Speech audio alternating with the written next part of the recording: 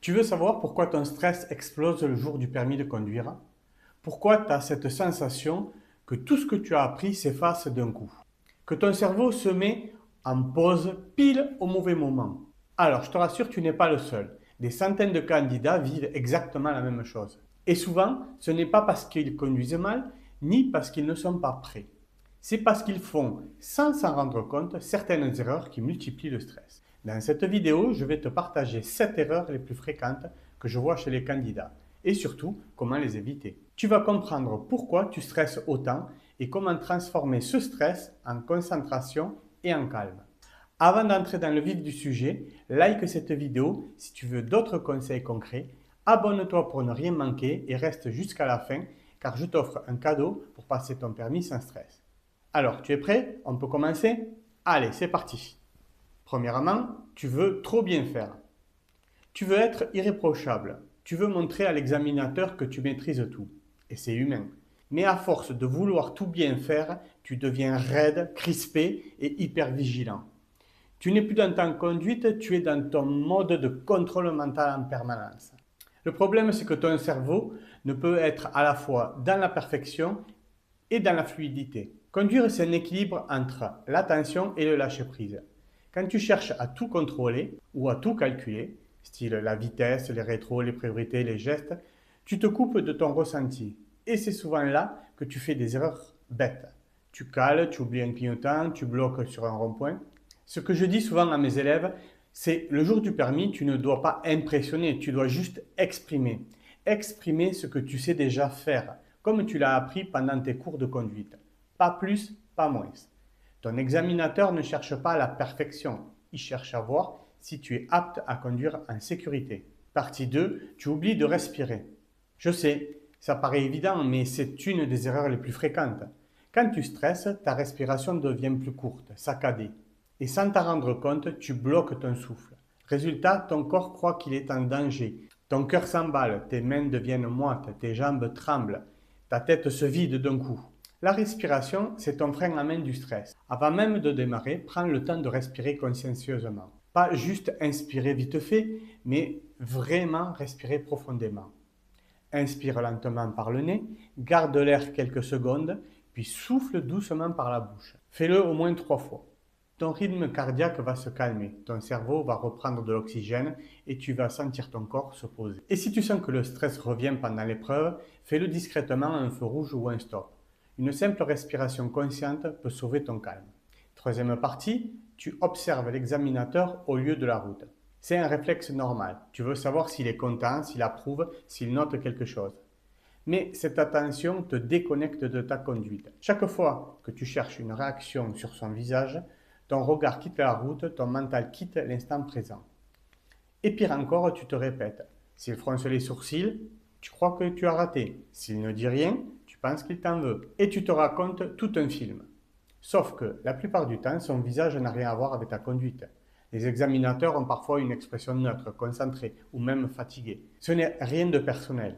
Alors garde cette phrase en tête. Ce n'est pas lui que je conduis, c'est ma voiture que je conduis. Ramène ton attention sur la route, les distances, les repères et la sécurité. Parce que le seul vrai indicateur que tout va bien, c'est ta propre sensation de conduite fluide.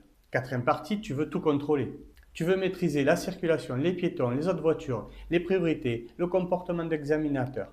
Mais il y a un problème, la route est imprévisible. Tu ne peux pas tout prévoir. Et plus tu veux tout contrôler, plus tu ressens une frustration dès qu'un imprévu survient. Un piéton qui traverse, un cycliste mal placé, un véhicule qui te colle, ton cerveau s'emballe, ton stress monte et tu te bloques. Lâche le besoin de tout maîtriser. Concentre-toi sur ce que tu peux contrôler. Ta respiration, ta posture, ta vitesse, ton regard, ta décision du moment. Le reste, tu t'adaptes.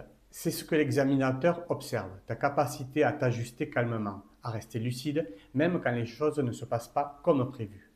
Et tu sais quoi? Ce n'est pas juste pour le permis, c'est une leçon de vie. On ne contrôle pas les événements, mais on contrôle notre manière d'y répondre. Cinquième partie, tu rumines tes erreurs. Tu fais une erreur et ton cerveau part direct en boucle.